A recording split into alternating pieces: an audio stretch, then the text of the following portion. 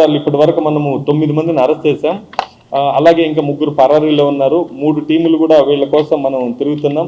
Arrest అయిన వాళ్ళు వినోద్ కుమార్, వంశీకృష్ణ, బెల్లంకొండ వెంకట గౌతమ్, మన్నెం తేజ, మాతూరి కిరణ్ కుమార్, షేక్ సమీర్, ఆళ్ల సాంబశివరావు అలియా సాంబయ్య అలియా సిద్ధాంతి, అలాగే దేవేంద్రనాథ్ చౌదరి, తోటా శ్రీనివాసరావు, అలాగే పరారీలో ఉన్నటువంటి వాళ్ళు ఓబిలి నాగరాజు, ముప్పా సురేష్ అలియాస్ నాని.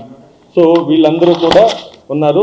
వేరే చౌదరిని రాజకీయంగా ఎదగనీయకుండా అంతమొందించాలి అనే దురుద్దేశంతో మరి ముప్పా సురేష్ ఆయన మేనమామ అయినటువంటి ఆళ్ల సాంబశివరావు వారిద్దరూ కలిసి గందరగోళ పరిస్థితులు సృష్టించి వేరే చౌదరి హత్యకు పథకరచన చేసినట్టుగా కూడా సమాచారం తెలుస్తూ ఉంది.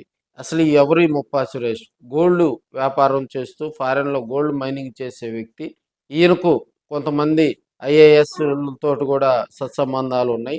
అదేవిధంగా పొలిటికల్గా కూడా ఈయనకు అనేక పరిచయాలు ఉన్నాయి. ముప్పా సురేష్ను ఆది నుంచి ఈ కేసుకు సంబంధించిన సూత్రధారిగా అనుమానిస్తూ ఉన్నారు. అయితే ఇక్కడ కొసమెరుపు ఏంటంటే ముప్పా సురేష్ తన ఆడియోను ఒక మాయా టీవీ ఛానల్ ద్వారా మరి ప్రసారం చేయించి వైరల్ చేయించాడు. మరి ఆ టీవీ ఛానల్కు ముప్పా సురేష్కు ఏదైనా సంబంధాలు ఉన్నాయా?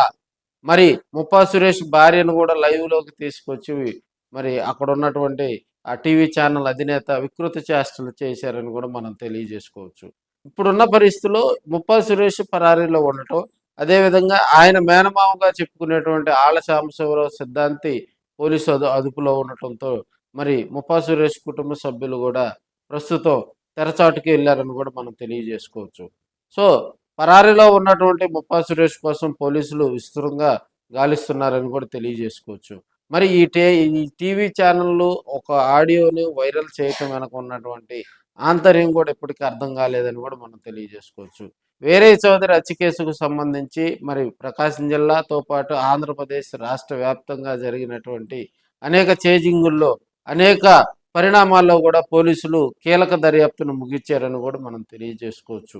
ఈ ముప్పా సురేష్ అదేవిధంగా అమ్మరబ్రోలు గ్రామంలో రాజకీయ ఆధిపత్యం కోసం ఒకరిపై ఒకరు ఆధిపత్యం సాధించడం కోసం తెలుగుదేశం పార్టీలో ఎదగనీయకుండా వేరే చౌదరి గనక నామినేటెడ్ పోస్టు గనక వస్తే రాబోయే రోజుల్లో గ్రామంలో రాజకీయాల్లో తమ పెత్తనం ఉండదు, మరి తన మేనల్లుడైనటువంటి ముప్పా సురేష్ రాజకీయంగా ఎదగలేడు అనే దురుద్దేశంతో మరి సిద్ధాంత అయినటువంటి ఆళ్ల సాంబయ్య చేసినటువంటి మరి పనికి వేరే చౌదరి కూడా బలయ్యారని కూడా తెలియజేసుకోవచ్చు.